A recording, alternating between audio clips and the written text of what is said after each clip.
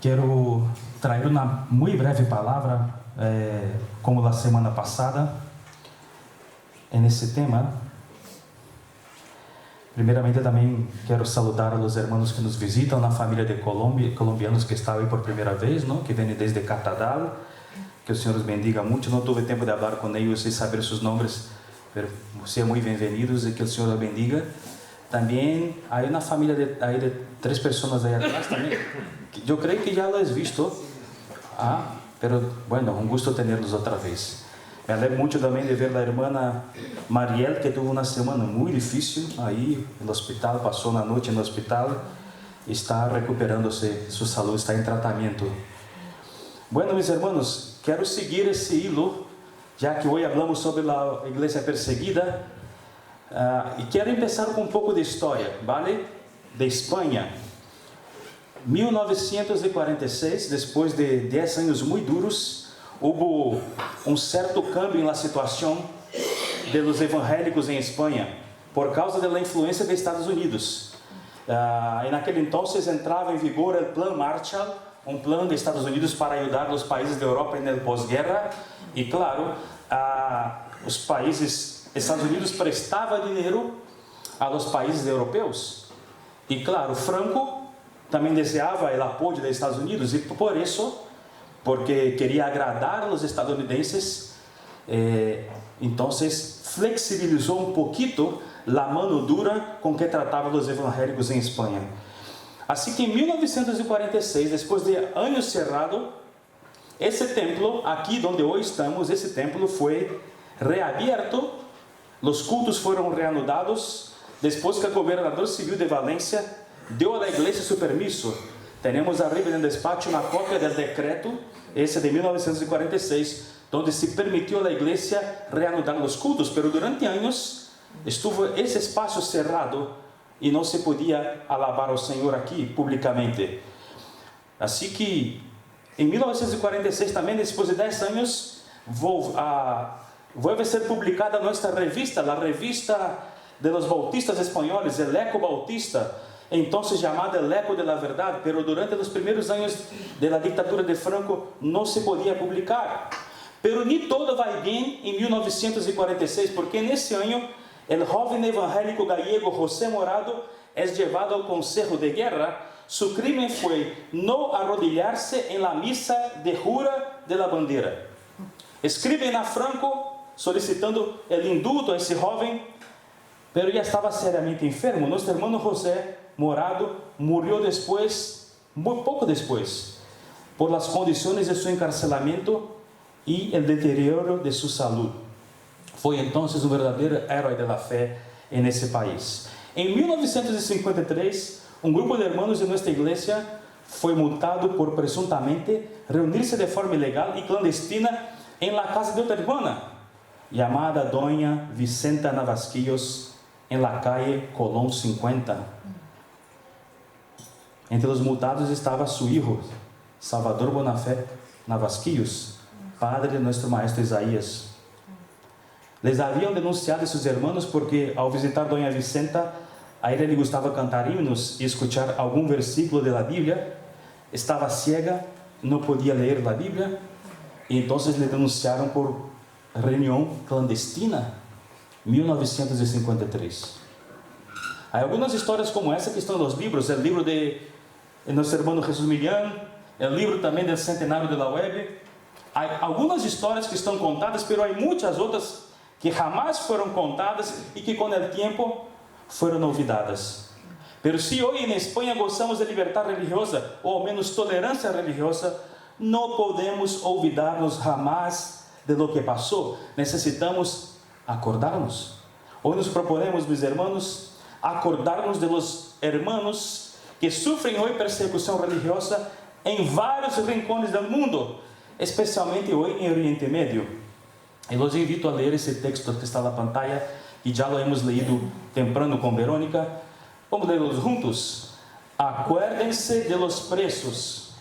Si ustedes fueron compañeros de cárcel, y también de los que son maltratados, como si fueran ustedes mismos los que sufren. Acuérdense. Acuérdense. no os olvidais.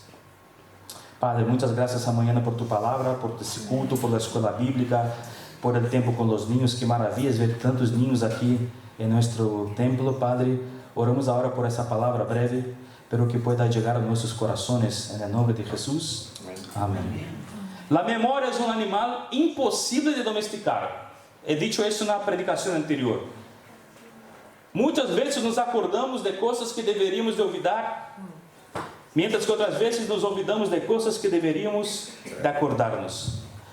En essa linha de pensamento, a Bíblia nos aconseja a que não nos olvidemos, ou a lo mejor, que nos acordemos de algumas pessoas ou de algumas situações. Alguns exemplos. Acuérdense de las maravillas que ha hecho, de sus prodigios e de los juízos de su boca. 1 de Crônicas 16:12. Recuerden las coisas passadas, aquelas de antaño. Eu sou Deus e não há nenhum outro. Eu sou Deus e não há nadie igual a mim. Isaías 46:9. Não olvidarnos de quem Deus é, de lo que ha hecho Ele. Também ha leído Verônica em outra versão, na versão que diz: acuérdense de vossos pastores. Aqui essa versão diz: acuérdense de seus dirigentes que lhe comunicaram a palavra de Deus. Considerem qual foi o resultado de seu estilo de vida e imitem sua fé. Assim que, de acordo com a Bíblia, há lugares e há situações e há pessoas de las quais devemos acordar-nos. E, por supuesto, como não, acuérdense de los presos, como se ustedes fueran sus compañeros de cárcel. Fíjate que aquí el llamado es más que... Yo creo que si fue la pila, no.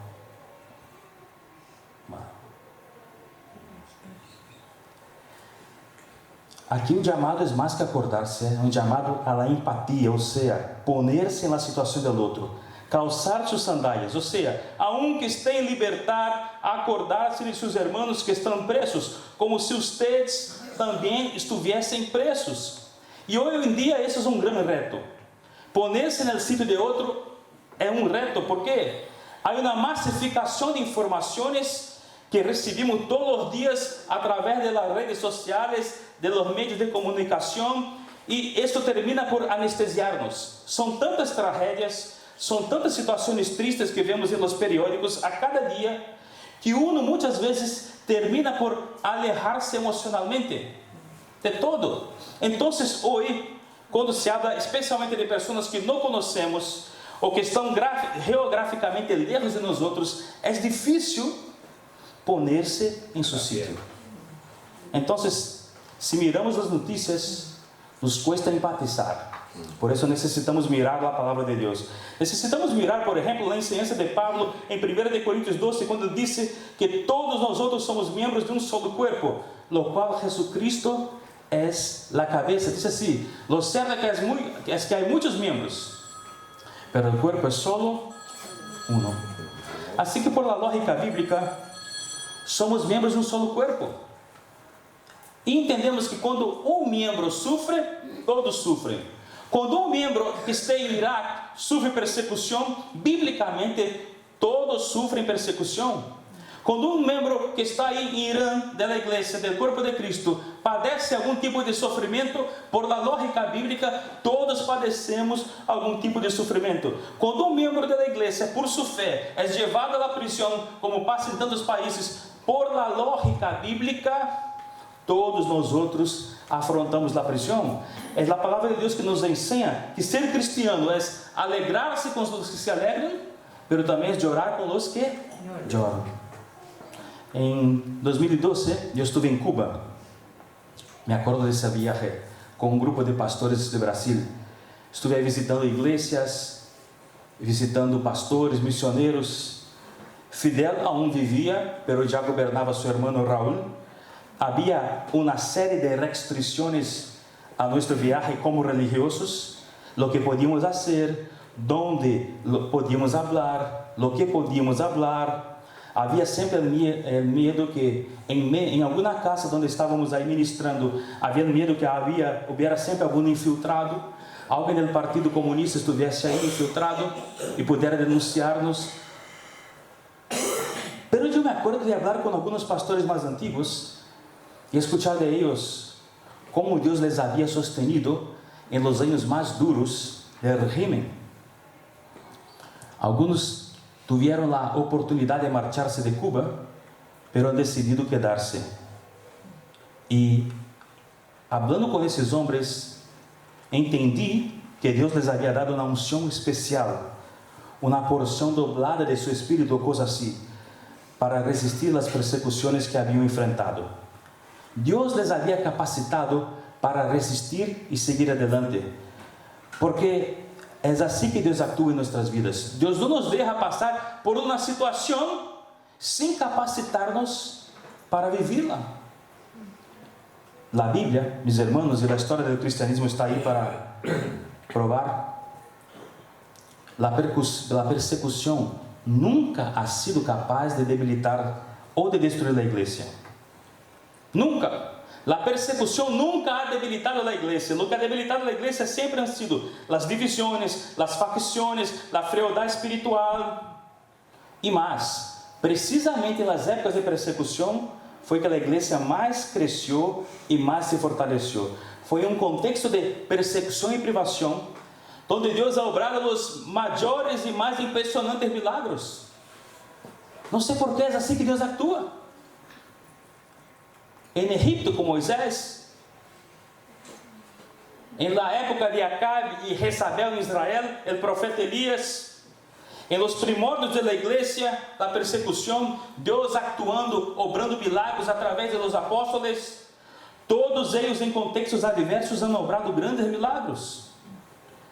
Lo que quiero decir hoy aquí es que Dios está cuidando de la iglesia perseguida, amén.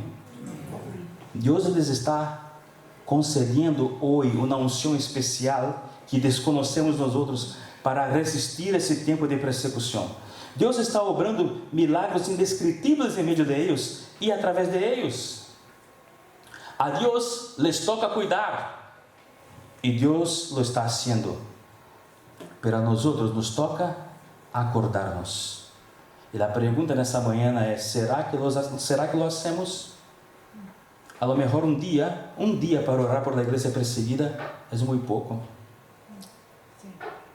Nuestra função, mis hermanos, não é protegerlos, não é aí darles, cuidarles, pero nossa função é acordar-se. Será que nos acordamos? Acuérdense de los presos como se ustedes fueran sus compañeros de cárcel, e também los que são maltratados como se fueran ustedes mismos los que sufren. Acordarse, sí, acordarse siempre, pero siempre con empatía, sempre intentando ponerse en su sitio, calçar sus sandalias, porque nunca sabemos, mis hermanos, se um dia poderá volver nesse país ou em qualquer outro que estemos na persecução. Não sabemos como serão os tempos futuros. Quero concluir dizendo que acordarse de los que sufren, acordarse de los presos, também é importante por outra razão. Porque esse recuerdo tem que levar-nos a uma reflexão personal. Temos que perguntar-nos hoje o que estamos fazendo com nossas vidas. Temos que perguntar-nos hoje o que estamos fazendo com nossa fé. Temos que perguntar-nos hoje o que estamos fazendo com nossa liberdade de culto. Porque ao mirar esses irmãos que sofrem persecução, temos que ser honestos e admitir que não nos queda tempo para tonterias. Entende? Como disse meu amigo Alfredo, bobadas não nos queda tempo para isso. Não nos queda espaço nesse contexto para nem esses espirituais. Porque o pastor assim, porque o irmão assá, porque o irmão Mengano me ha dicho isso, porque o irmão fulano não me ha saludado, porque a igreja é muito fria, ou porque a igreja allá a gente grita muito, o culto é assim, o culto é assá. Delante do quadro desses irmãos, isso não é nada. Todo isso são pequeneces. Ao acordar-nos desses irmãos que sofrem e mirar a esses irmãos que estão encarcelados, que são perseguidos, Ya no hay espacio para falsas teologías. La teología de la prosperidad, que enseña que ser bendecido por Dios significa ser materialmente rico. De acuerdo con esa teología, Jesús nunca fue bendecido entonces, porque Jesús nunca fue rico materialmente. Ya no hay más espacio para futilidades en el púlpito, para predicadores que usan el púlpito para contar chistes, para promocionarse, predicadores que están en el púlpito para hablar de sí mismo. Solo hay espacio para la palabra de Dios. ¿Por qué? Porque solo ella nos sostendrá en los días difíciles. Solo hay espacio en ese púlpito para Jesucristo, porque pase lo que pase, Él siempre estará, nunca nos fallará.